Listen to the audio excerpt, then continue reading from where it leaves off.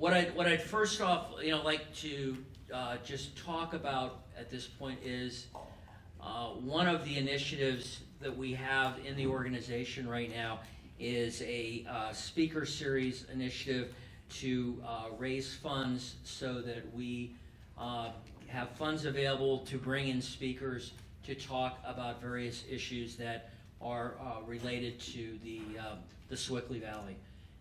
So we now have a $3,000 matching gift once we are able to raise $3,000, which would raise us to $6,000, and we're looking to raise somewhere between $6,000 to $8,000, $10,000, so that we have funds to bring in a speaker from, let's say, outside the area. We can afford to have them stay, put them up for the evening, and pay their their fees.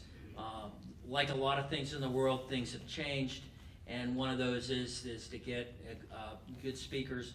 Sometimes you've got to go out and do that. So we're looking for people to consider donating to this area of our organization, and we're doing this because we don't really want to use our daily operating budget to pay for these expenses, because it's hard to keep our budget in line if we're paying for a lot of other kinds of costs. So I hope you'll consider it, and thank you.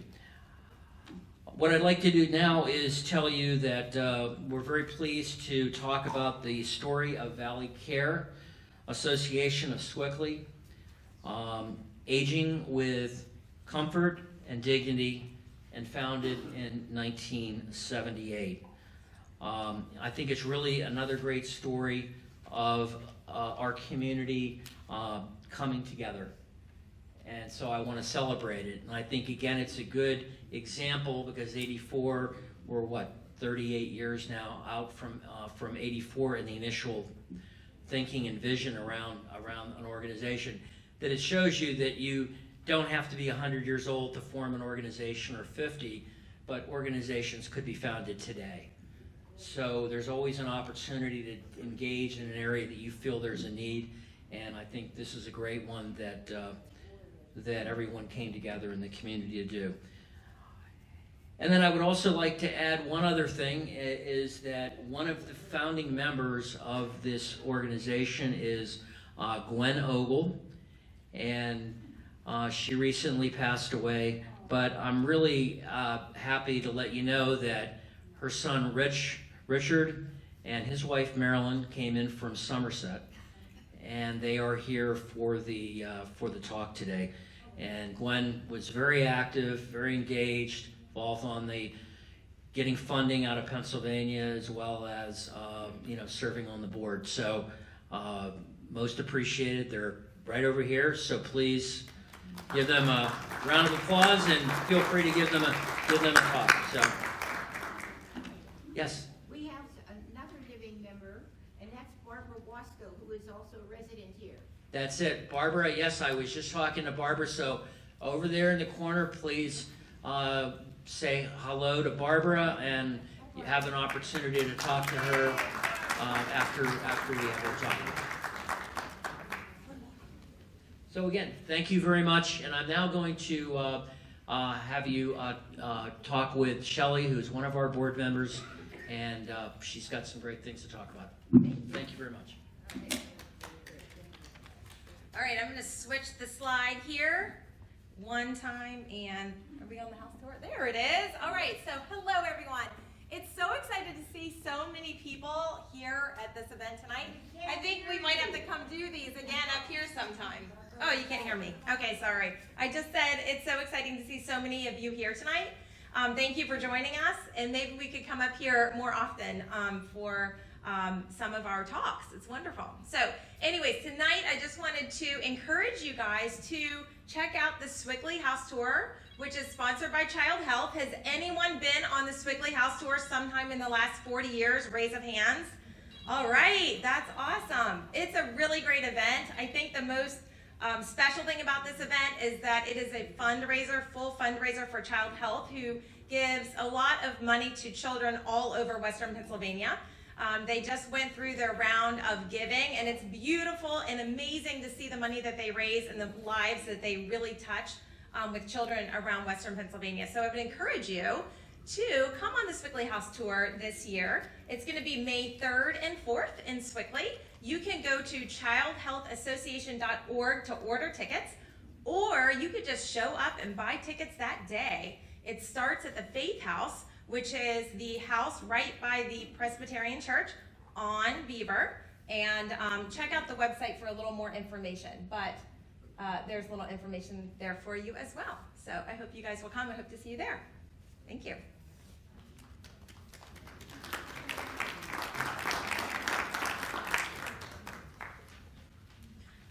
Good evening, everyone. My name is Amanda Schaefer. I'm the Executive Director of the Sewickley Valley Historical Society. First, I want to thank Masonic Village for having us. This is an amazing space and is definitely an upgrade from our community room with all its tech at the old Sewickley Post Office. I just want to, one, thank Masonic Village for having us, two, thank Allison for being our speaker this evening. She approached me last year saying, hey, I did this book that came out during the pandemic, I think, around there. So it didn't get the publicity that it deserved. So we're happy to provide that platform for her to talk about the book, the history of the organization. And we do have about 27 copies on hand tonight. So if you want to buy that, they're $20. Allison will sign them after. We also have some mugs that we got made for our winter tea we had in February to close out our 50th anniversary year. Those are 10. And then if you'd want to join the Historical Society, if you're not already a member, individual memberships start at $25. So if you're interested, let me know. I can handle that all with cash, check. I have a little card swipe. We're kind of full service here tonight. So see us after the lecture. Anything. The other thing I want to highlight is our next two events. Usually we have a lecture once a month, but in April we have a bit of a doubleheader coming up. Very fitting for baseball season. The first is our lecture, and that will be on Eliza Leach Shields and the Presbyterian Church that she helped found in Sewickley. That'll be by Prentice Orr, so if any of you attended our 50th anniversary dinner, he was the lecturer with that very thick Surveyor and the Silversmith book. So this is kind of an encore presentation, but focusing on Eliza Leach Shields. And that is Wednesday, April 17th at 7 p.m. at the old Sewickley Post Office building that we call home. And then the second one is a bit of an antique roadshow type of program for us. That is the Sewickley Antique Appraisal and Donation Day. So it's two different parts. If you have anything you'd like to have appraised, we'll have 3 appraisers on hand with a suggested donation of $10 for that appraisal. One of the appraisers is Sewickley's own John Crick, if you know John, and he'll be bringing 2 other appraisers that day. And then the other is if you have anything you'd like to donate to the Historical Society, we will be accepting donations that day. Megan will be on hand to help us process them and get them into our collection, or at least in line for our collection. And that, if you have old yearbooks, photographs, letters, scrapbooks, we are particularly looking for post-war material.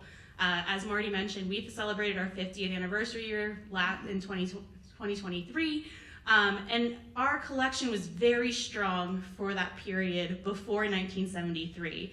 I know it's hard for everyone to hear that your stories are now history, but I do need them so that our collections can be complete for future generations. So that day, it's kind of an open house. You can come look at the office, the collections. We'll have breakfast for everyone in attendance. So if you have anything, if you're cleaning out your closets or your basements or your attics, and you think it pertains to Sewickley Valley history, we encourage you to come. That is Saturday, April 20th, and that will be from 9 to 1. So we hope to see you at one of those. That'll kind of be the end of our year. We have our annual meeting in May for members, so if you join tonight, you're welcome to come to that. But now I'm going to pass it off to Allison and her presentation.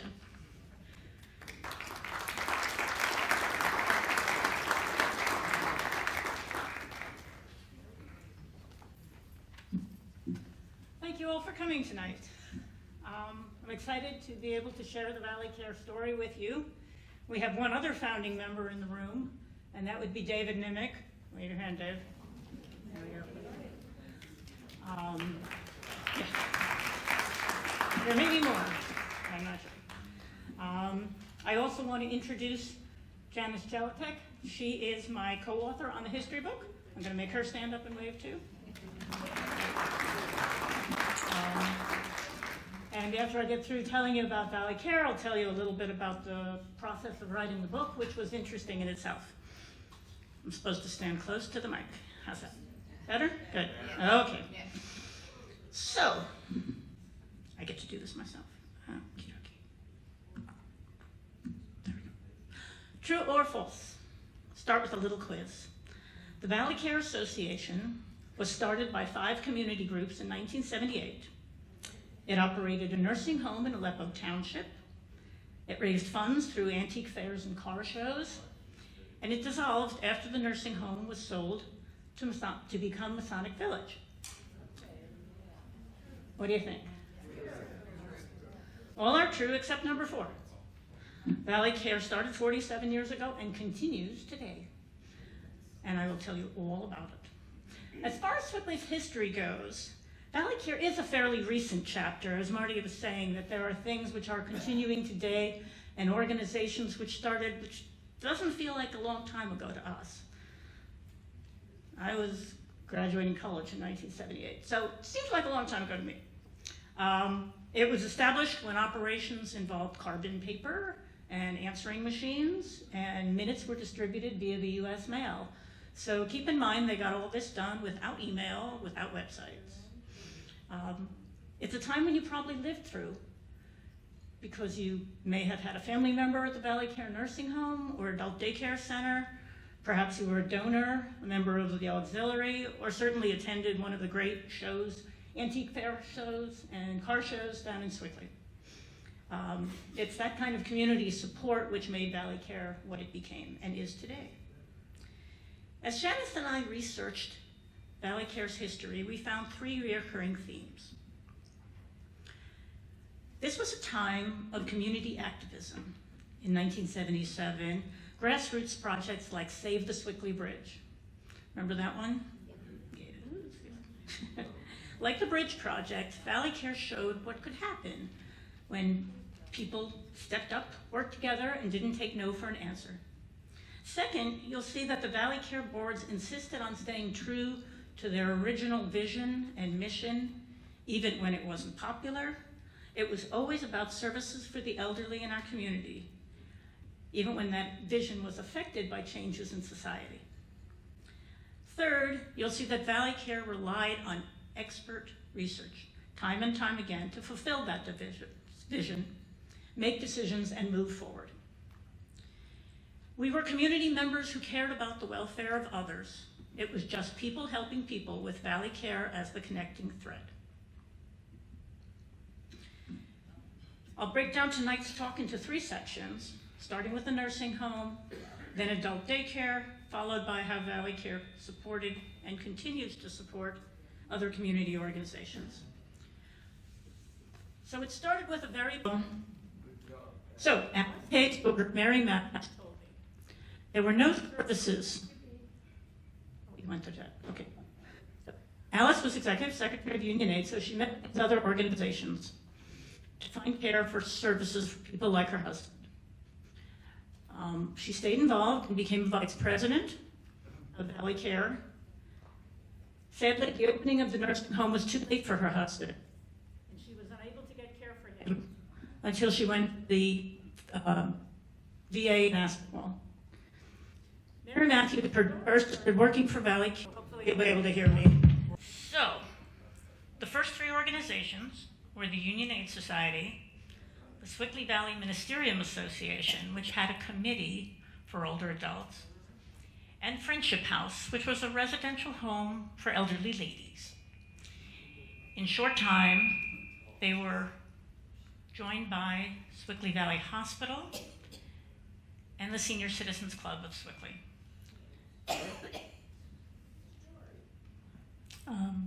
The picture is of Friendship House. And you'll recognize the hospital. Some of you were born there. So The first formal meeting was November 2nd, 1978, and these are the 25 founding members, 5 representatives from each organization. Many of them held positions for many years and some for decades. Raise your hand if these are names you recognize as friends, family members, neighbors. As you can see, some of Sewickley's most influential residents were among the group. This picture is of the annual meeting in 1979.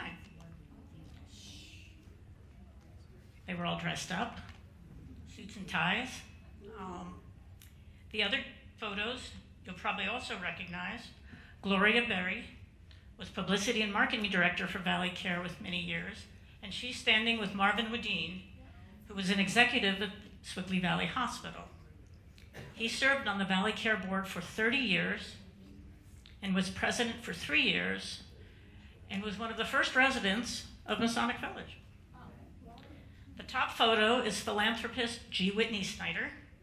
He was a board member and a generous donor to Valley Care, and he also loaned us his antique cars for the car shows. So how did Valley Care define its mission and vision and goals? They started with research, as they would time and time again. They hired expert consultant Neil Gaines, and in his report, he said something which I found interesting. Aging is a process, not a disease, which can be cured, or against which one can be immunized. We're all going to get old. That's the point. So Gaines, through his research, determined the number of beds that would be needed to care for the elderly in the Sewickley Valley area. The area they were speaking of was the service area for Sewickley Valley Hospital, as well as the townships that were part of Quaker Valley School District. So they determined there were 173 beds needed for skilled nursing care and another 96 beds for what was called intermediate care. So these were people who did not have a chronic illness necessarily, but needed help getting dressed, bathing, those sorts of things. They also saw a need for non-resident services, such as finding care, coordinating services, transportation, and those things which are still so important today. Valley Care reviewed the research, and they made a commitment to build a nursing home by 1983. So the next couple of steps were pretty easy. They had to find a location, raise $2.5 million, and design and build a nursing home. Multiple sites were considered. In Sewickley, Aleppo Township, Moon Township, Leetsdale, and Bell Acres. As we do, they considered the merits of a facility in the village, up the hill, and across the river, with much discussion. Eventually, they purchased 40 acres on Merriman Road in Aleppo Township. Full disclosure, right here. Groundbreaking was April 10th, 1983. To build the funds and raise interest, Valley Care offered memberships in the organization, and people contributed from $5 to $25 to become a member. Of course, many people contributed tens of thousands of dollars, and no government funding was needed. The groundbreaking ceremony, shown here. Well, first, up to the right there was the artist's rendition, the architectural rendering of what the nursing home would look like. And you'll notice that photo on the cover of the book, and it was used again and again in many marketing materials, all of which you can see at the back of the room when you're through here. At the groundbreaking ceremony, the folks standing with the shovels are representatives from each of the organizations. That's Don Spaulding of Sewickley Valley Hospital. I think his head was down because we were in the middle of a prayer. Marjorie Thays of Friendship House. Paul Ramsey of the Sewickley Senior Citizens Club. Alice Hayes of the Union Aid Society. She's the one who got it all started. And Reverend George Worth of the Sewickley Ministerium. Also at the ceremony, lots and lots of people, including Dr. Joseph and Marianne Bukowski, local dermatologist, and his family.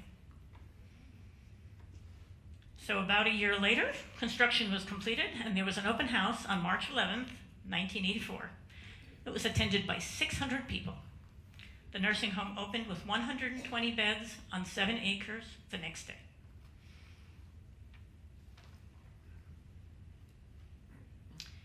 So you can see here one of the rooms. Obviously, residents got to bring some of their, most personal possessions and things that made them feel at home. And there were wonderful outdoor patios with lots of flowers that help enhance life here at Valley Care. During that first year, occupancy increased and reached 94% of capacity. There were 117 full and part-time employees. Dr. Richard Kassoff was one of the original medical directors, and he provided care supported by nurses and 11 specialist physicians, many of whom also worked at Sewickley Valley Hospital. Later, Dr. Chris O'Donnell was nursing home medical director and also a board member of Valley Care for many years.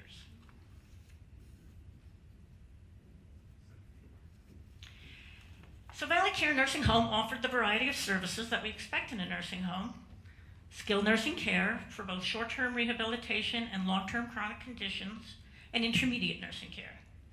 There was physical therapy treatments, occupational, speech therapy, physical therapy, art and crafts, and music, all of which was to help people feel at home, to keep them healthy, and keep them mentally alert and socialize with each other. Family involvement was welcome at Christmas parties and other events.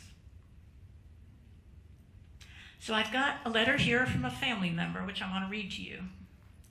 She wrote to Valley Care saying, "I am very contented that my little mom, Ethel Durgan, is in the Stoughton wing. She knows her name now and has someone to talk to. And she's kept very, very clean. They even put her hair up, and she loves the food. Everyone raps nursing homes, but this one is okay in my eyes." There was another letter from Henry Nichols, who was pastor at St. Veronica Church in Ambridge. One of our parishioners, Thomas Kish, was a patient at Valley Care. He suffered from AIDS and died at Valley Care. We were very impressed with the care and concern of the staff. They were sensitive to his condition and treated him with dignity. So the photo here at the lower right was at the 10th anniversary party. You'll see Marvin Wadeen, Jim Alexander, and Bob Ferguson. Bob's the one in the sunglasses. And in one of his reports he said, "Nowhere at Valley Care is the concept of community more vividly and meaningfully demonstrated than in the Stoughton wing." So the Stoughton wing was a special section of Valley Care, 22 beds which were devoted to the care of residents who were mentally impaired, had Alzheimer's or other dementia.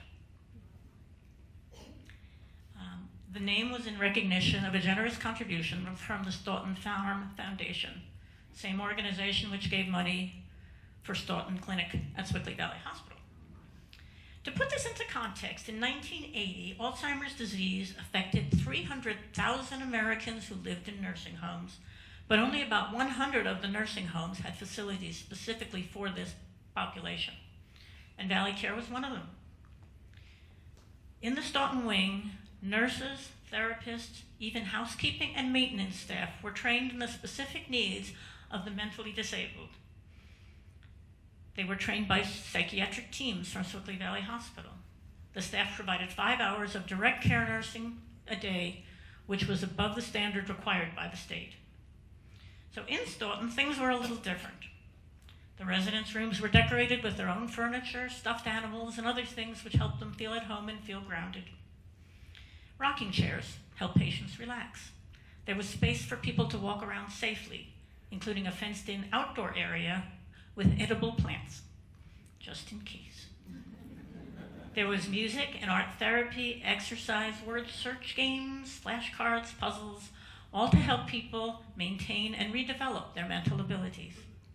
Residents had special bracelets that tripped an alarm if anyone tried to leave.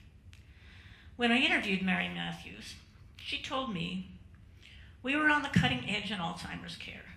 We used to give residents with Alzheimer's reality orientation, stressing the date and the season and the next upcoming holiday.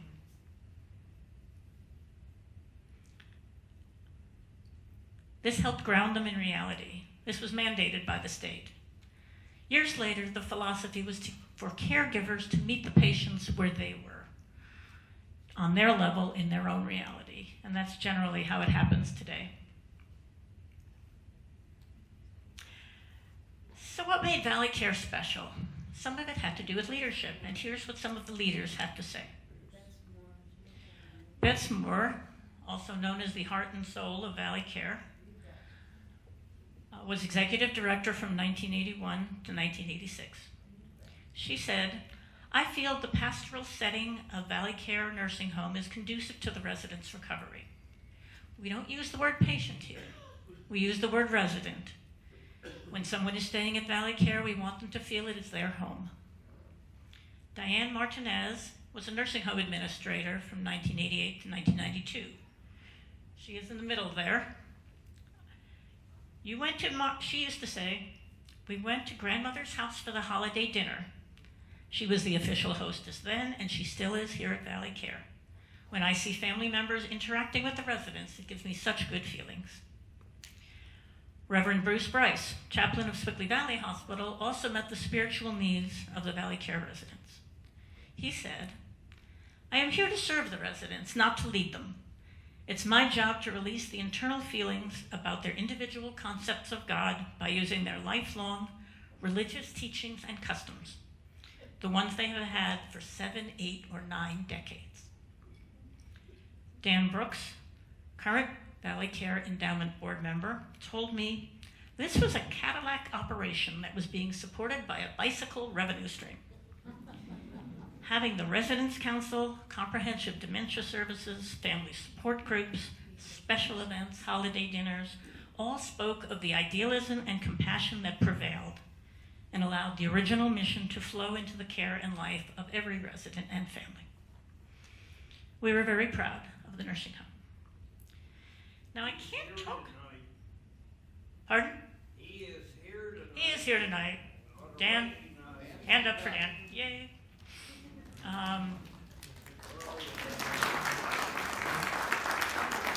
Where's Richard? Richard Hogan, Valley Care Board member, currently is also here, as is Eric Gross, director of Masonic Village, also a member of the Valley Care Board Endowment. And Pete Schlechter. Sorry, Pete, you're there too. What was interesting, I'll divert for a minute. When we wrote the book, we interviewed people who were there at the beginning, and we interviewed people who were there at the end, currently. The more recent board members weren't aware of the history, and the historical board members weren't particularly aware of what Valley Care was doing now. Janice and I knew everything. It was a unique position to be in. So you can't talk about Valley Care without talking about the Valley Care Auxiliary. They were the connection between Valley Care Nursing Home and the adult daycare centers and the community. Who remembers the telephone directory? You got one at home? I've got one right here. And you know whose name is on it? Gwen Ogle. We'll get to Gwen in a minute. This apparently was sold as a fundraiser for the Valley Care Auxiliary. And when I worked for the Sewickley Herald, which was one of my first jobs, we used it all the time. So the auxiliary started in 1984 when the nursing home opened and raised funds through fun events like the antique fairs, holiday sales, and antique car shows. They held auctions and raffles. They raised money to pay for needed equipment, capital improvements, supplies, and scholarships that weren't covered in the budget. Scholarships were for people who needed care but couldn't afford it. And so we were able to supplement it and enable them to get the care they needed. The auxiliary became its own social club with card parties and fashion shows, bringing women together and building friendships. They disbanded in 1999 with the sale of the nursing home, also due to declining member participation. At that point, more women were working outside the home and raising young families at the same time. Another community connection was through Valley Care volunteers who spent hundreds of hours at the nursing home. They supported the staff, activities, put flowers on the table, talked to residents, and generally improved the quality of life. This photo is of Kay and Joe Bukowski of Leek Township. That's the dermatologist's father. I tried to figure out how Joe Bukowski aged so quickly from the groundbreaking to here, and then I figured it out. He and his wife gave 2,319 volunteer hours to Valley Care. The other photo is at the Antique Car Show, and you may recognize those ladies: Gloria Berry, Dito Ramsberg, Jean McClester, and Marion Hayes. Yeah, I know. Wasn't that long ago. Don't they look great? Oh. So, the nursing home met many needs, but it did not offer assisted living or a retirement community, and this more comprehensive range of services was always part of Valley Care's long-term vision. Assisted living would give the community more types of housing for older adults at different stages of life. It also provided a way to feed people into the nursing home because they were already getting assisted care or living in a retirement community that was associated with it. They met with many groups over the years who proposed plans to try and build this sort of operation, but none of them came to fruition. At the same time, long-term care regulations and financial reimbursement were getting more and more complicated. Valley Care really needed an experienced organization to help sustain and grow their organization in this direction. Well, the Masons came along. The Masons had a nursing home, assisted living, and retirement community in Elizabethtown, PA, and they wanted to expand to Western Pennsylvania. So they met with Valley Care and offered to buy the license to operate the nursing home and expand it into other senior housing options. While this wasn't a popular decision with a lot of people who kind of felt like Valley Care was losing its community connection, we did feel it was the best way to maintain the commitment that we'd made to Sewickley area seniors. So the next year, Valley Care sold the nursing home to Masonic Homes, which paid $6 million for the nursing home and $1 million for the land, bringing the community new levels of care. So the nursing home was rechristened as the Valley Care Masonic Center in 2003. The Masons added assisted living and independent living apartments. And today it is the thriving retirement community you see around us, right there. Exercise gyms, enrichment facilities, pools, trails, dinings, and other wonderful facilities. People who move here to Little Sewickley often find themselves living close by former neighbors. The nursing home Masonic Village was built around the nursing home. So the nursing home was maintained for a long time, gradually improved, and at one point completely renovated to become the nursing facilities that you still have here today. So we've got the footprint, but we no longer have anything from the original nursing home. So at the same time, during these same years, Valley Care was also offering a daycare center for older adults. This actually started in 1983 in the Aleppo Township Municipal Building while a nursing home was being built. This was because the research consultants suggested that Valley Care begin this immediately. It would take a lot less resources to get started, would begin to create awareness of the organization, and offer very badly needed care. So the center initially served about 13 people a day with activities, care, and social opportunities. It allowed spouses and adult children of aging parents who were caring for them at home to maintain jobs or just run errands and get out of the house while their loved ones were cared for during the day.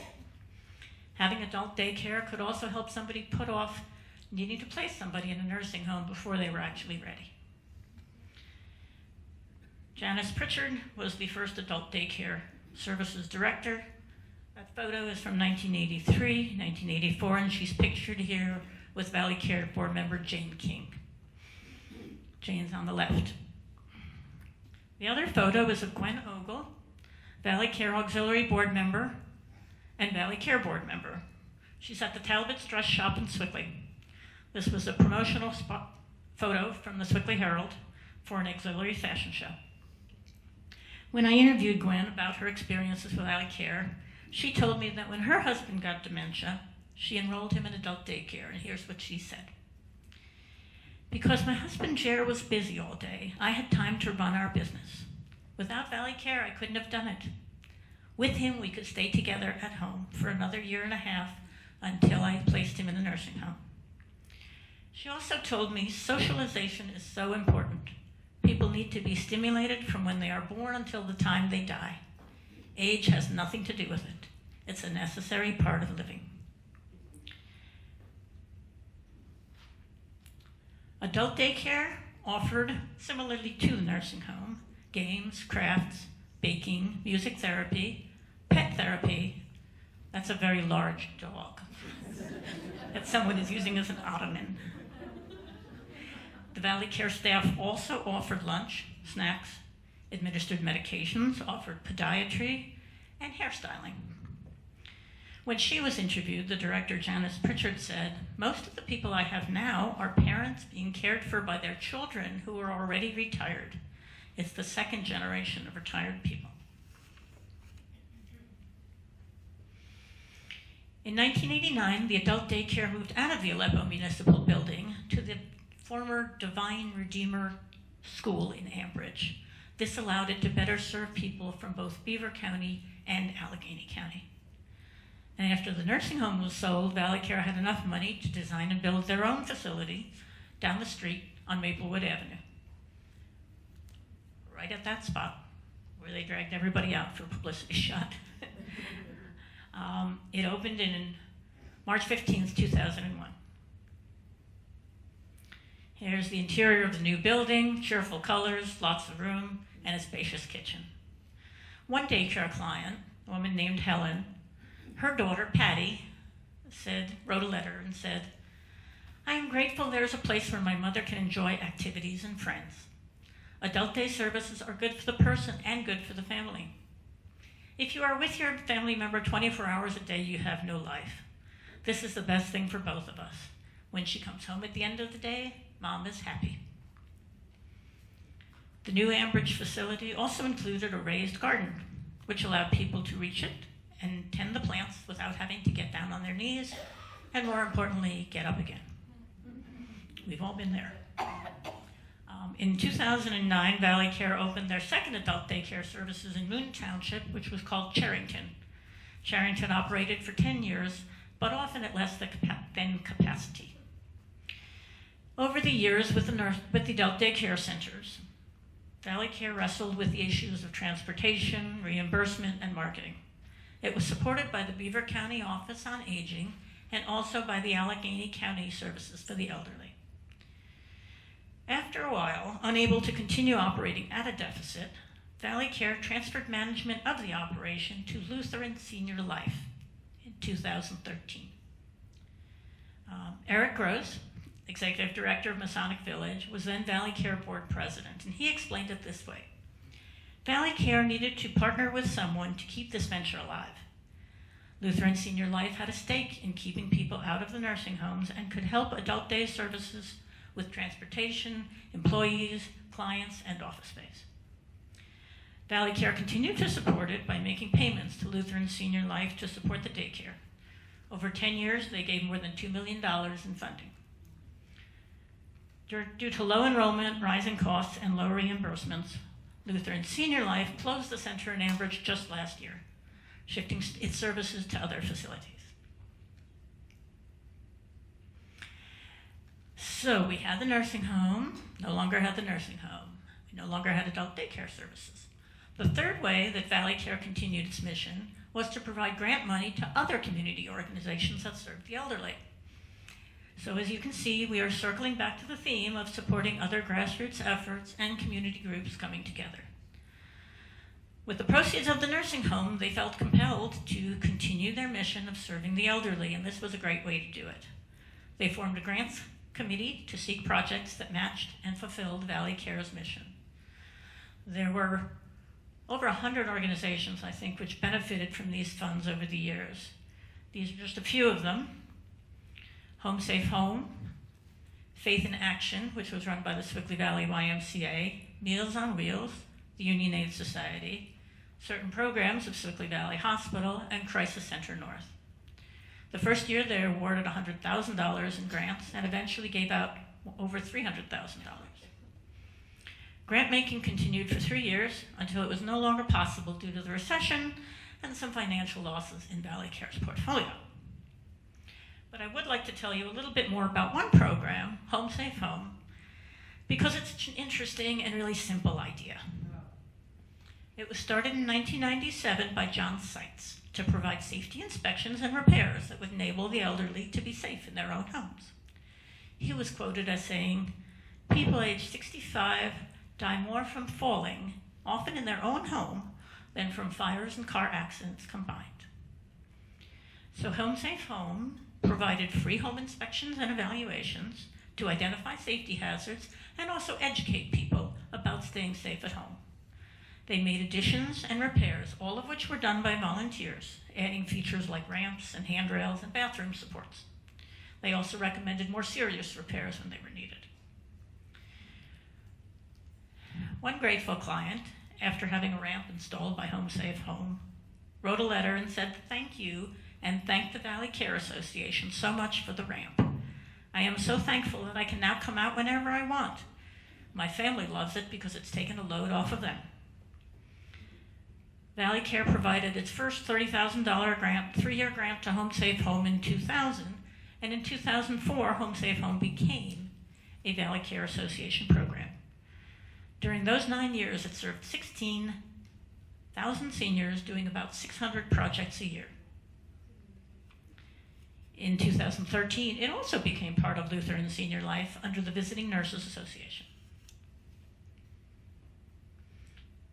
So, currently, Valley Care is organized into 2 boards, which is why you sometimes heard me say Valley Care Association and Valley Care Endowment.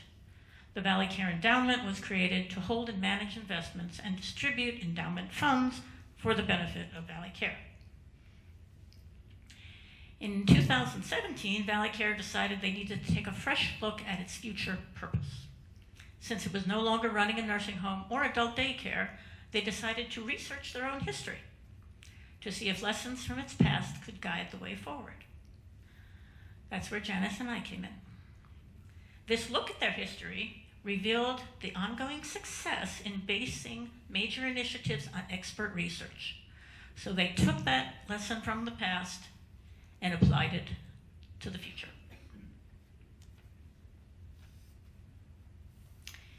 In 2020, in the midst of the pandemic, they commissioned Halloran Consulting to analyze the current state of aging in the area. Halloran talked to over 60 Health and Human Services professionals in Allegheny and Beaver County to say what they thought people would need. The report was not too surprising. It identified the most pressing services as the need for chronic disease management, finding and accessing services, Alzheimer's disease and dementia, socialization, and transportation. So these were the areas where they felt the elderly could use additional services. Halloran went on to recommend that Valley Care bring organizations together to help caregivers and seniors navigate resources. Start with a pilot program and grow slowly, but keep an eye on new technologies such as smart home monitoring devices that could support safety and independence for seniors. So again, you see, we've returned to the theme of community organizations coming together. Valley Care decided to explore an expanded partnership with the Sewickley Valley YMCA, which had very strong programming and still has very strong programming for seniors in the area. Valley Care had previously supported the YMCA's Faith in Action program. Faith in Action is a service which trains volunteers to visit the elderly, drive them to doctor appointments, and do light housekeeping, supporting their health and their socialization. So Valley Care asked the YMCA how they would address the Halloran recommendations, knowing that the Y already had a good infrastructure in place. And together the organizations decided that Valley Care could give $100,000 a year to fund both Faith in Action and a new initiative which became known as Senior Central. Senior Central is a one-stop resource for seniors, their adult children, and caregivers to get resources, information, and recommendations. It's been up and running since November 2022. They answer questions by phone, with real people answering the phone, online or by email. When I talked to Trish Hooper, CEO of the Sewickley Y, she told me, "You have to have heart to work for older adults. They are coming to us when they are vulnerable. We treat them with care and respect. That makes them feel good about coming to us. When you lead with kindness and empathy, you get it right back." That sentiment was true in the beginning and still holds true today. So that brings us up to date with Valley Care. Would anyone like to know how Janice and I created the Valley Care history book? Say yes, because I'm going to tell you anyway. In the basement of the Valley Care Adult Daycare Center in Ambridge, it's a very scary basement. And at the time, 2017, when Valley Care asked us to write their history, they said, "You should be able to get the information you need. There's boxes in the basement." There were hundreds of boxes in the basement. Now, some of them were like patient care records and such, and some of them were things we didn't need, so we went through them. I think we each filled a car once or twice and filled our own personal garages once or twice, and started routing through boxes and boxes of reports, records, documentation, newspaper articles, ads, slides, photos, board meeting minutes, and the like. I have pulled a few of these items, and they're here tonight. People over the years kept nice photo albums, and they kept nice collections of newspaper articles as well. The process took 3 years. We received invaluable assistance from the Valley Care Endowment Board History Book Committee. Daniel Brooks, Bill Ringel, James Lepersky, Regan Federoff, and Dick Hogan. I want to thank them again for making it possible and for choosing us. We did 11 interviews with Valley Care trustees and staff. Some of you you'll see here, names you'll recognize again. We've already seen pictures of Marvin Wadeen and Gloria Berry. The photo in the middle is Dan Peters. Next to him is Gwen Ogle. That's Mary Kay Matthews with one of the residents. Who's waving at me? I wish you could appreciate I can. the influence of Beth Moore in all of the history of Valley Care. I heard it. She said, The other city. I know, I'm going to repeat it. And her name is not listed here, Oh, and should we did be, Beth's. because she was consequential in all of the development of Valley Care. She was. We had her in one of the picture with the directors. That was early on. Right. But These no are, recognition yes. that should be. Elizabeth Betts Moore was the first executive director of Valley Care. She was instrumental in raising funds. She ran the office. She made coffee. She ran everything from what I was told. She was known as Betts, and she was much loved. She's not listed here because these are the people we actually interviewed in person, and she had passed away by that time. She resigned from Valley Care after about 10 years, and sadly died not too many years thereafter. These people listed here, some of them I've mentioned, others of them are other directors throughout the time of Valley Care and of the adult daycare centers as well. Here's a little timeline of the process. After the board members read the first draft, they said there was too much detail for public consumption, so we trimmed it down, and that was draft 2.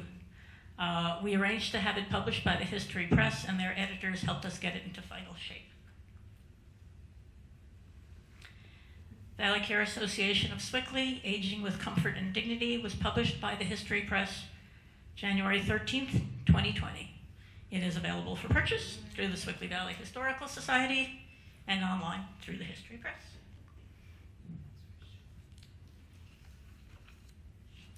In conclusion, I'd like to share one more quote from Gwen Ogle. She said, "When Valley Care ran things, if you needed something, you got it. It was a very devoted group of people who wanted things to work. As I look back, the highlight was that I learned how to get along with the aged. I learned how to be humble by watching people take care of the sick and people with dementia. I also learned why you need to give back. When you help other people, you recognize that one day this could be you, and you hope that someday someone is going to be there to help you." So that concludes my presentation. Does anyone have a question or a personal experience with Valley Care they would like to share? We're gonna walk the microphone around? Yeah. Okay. Put the hand up again, right here. Obviously, a lot of people worked very hard to make the mission and the purpose work. I have a question because I've been in healthcare all my life. Do you find it, as a historian and somebody who did this research, were you surprised at all that on a bigger scale that some local hospitals and other hospitals, especially since Pittsburgh is known as one of the hospital centers, was it more involved in partnerships? And perhaps it was everybody did everything they could on the local area, but had they expanded to a more regional area, perhaps it would have even been a little bit different from a business development point. I was just interested because I know in Arkansas we ran in Georgia adults care centers, partial hospitalization, and we got paid good money from the government to run those, but we did them in conjunction with the hospital settings as well. So I just wanted to know your insight on that. I think you hit on it, and a lot of it has to do with reimbursement. And a lot of that was what, made it difficult, particularly for the adult daycare centers, which even though having someone in an adult daycare center keeps them out of a nursing home, and having them in a nursing home keeps them out of a hospital and keeps chronic diseases from getting worse, which costs more. So, each of those successive stages costs more, but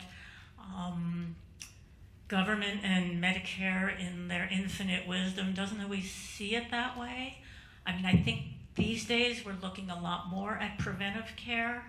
I worked for Allegheny Health Network and I worked for Sewickley Valley Hospital, so it's nice to see that preventive care is getting more recognition, and organizations like Home Safe Home, which are, saving people from breaking that hip and sending them on the glide path, downward into the nursing home.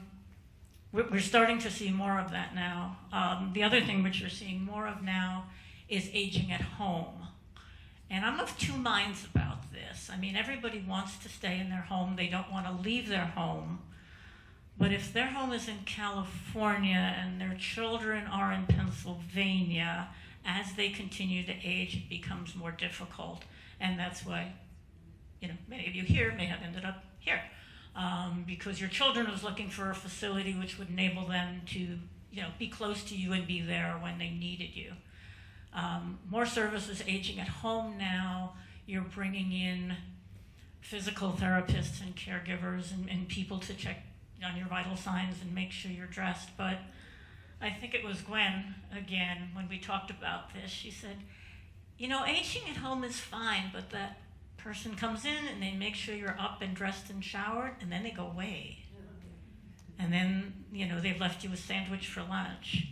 And even, which is why facilities like this, where you can be in a common room with people during the day, is so important. I mean, if you're lucky, you live in a community where your neighbors drop in, and you can live in your home, and your neighbors can come over and, check on you and check on your care. But it is a dilemma. I don't have all the answers. Nobody has any. Yes, David? To speak through the speaker. David Nimick talking I just want to say, in connection with the question, there's no doubt that had it not been for Marvin Medine, who was number 2 at the Sewickley Valley Hospital, we would not have proceeded as well as we did. So the hospital was very much connected with the project. Absolutely. I mean, the hospital, well, the first meetings, that annual meeting was at the hospital. And I think they were, very involved that way, particularly from sharing their medical expertise through their doctors, and giving Marvin time off to work for ValleyCare. And very, a number of other members. Jim Cooper was involved, Dr. Dobler was involved, and Jim Spalding as well. I mean, they saw the connection, obviously, people at the hospital discharging to ValleyCare, allowed hospital stays to become a little shorter and allowed the hospital to concentrate on, the more needy conditions. Yes, ma'am. What else did I forget? All right. When we look at what is called up the hill. Oh, yeah. I don't like to call up the hill, but we see visually the gray stucco, which used to be part, I think, or maybe not, of ValleyCare. And then all of the facades of the brick. And I don't know how to interpret what was there. I used to be part of a singing group that we came to the old ValleyCare. When it dismissed me personally, when we were supposed to sing happy songs, and these wonderful, beautiful people were strapped into their wheelchair, and my tears ran down. And it's hard to sing a happy song when you're in that mode. But what part is still existent from ValleyCare and what Masonic purchased and redid? Do you have any of that clue? And how could we get that? The question is, what part of ValleyCare nursing home still is in existence at Masonic Village? Eric, correct me if I'm wrong, but I think, or you want to The tell me? original building was rectangular, and what we did is we basically built wings around it. So initially, all the residents were living in the original building. It was a rectangular building. We built wings around it. So while the wings were being built, all the residents were in the original building. As we finished it, they moved into the new rooms, and then that original building was renovated. So the original building is there. It doesn't look anything like it did in the past, but we built around it and added a lot of square footage to it. Thank you very much. So it's the gray stuff? No, there's really nothing that you could physically see anymore. There should be a plaque somewhere, though. Yes, Dan? I'd like to take this opportunity to express our, is this thing working? Yep. There's not much feedback personally to these things, so it's sort of difficult, and I agree that it was hard. I'd like to publicly express our endowment's appreciation and recognition for Allison and Janice.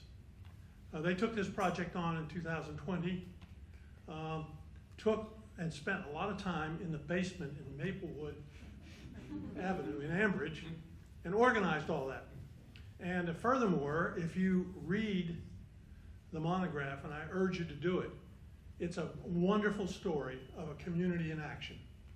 And there are a lot of messages there for all of us as we try to pass on and you try to pass on the responsibility that younger persons, younger generations have if they want to create communities such as this one and such as some of the others that you saw dedicated here. But Allison and Janice did a fantastic job putting this all together. And we thank you.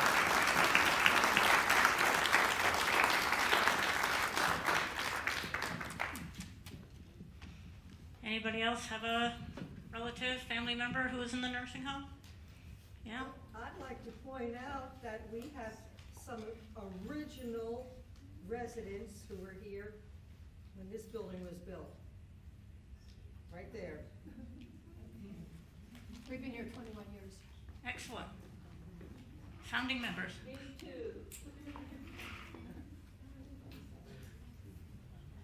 Okay. Yes, ma'am. I would just say, what was Gwen's daughter-in-law, Okay. and she found it was a subject that, oh, I'm sorry. It's a subject that people didn't want to always talk about. And she was a very formidable person and talked about it. And just as I haven't been up here for 30 years, and to see, she saw the future and she saw the need for what Valley Care is now providing. Yeah. So she had the vision, and she would be very proud of what's been accomplished today. But back in her day, she hit many brick walls trying to do some of the things that she did, and would be very proud of the accomplishments that have happened here. She was a force of nature. She was. Okay.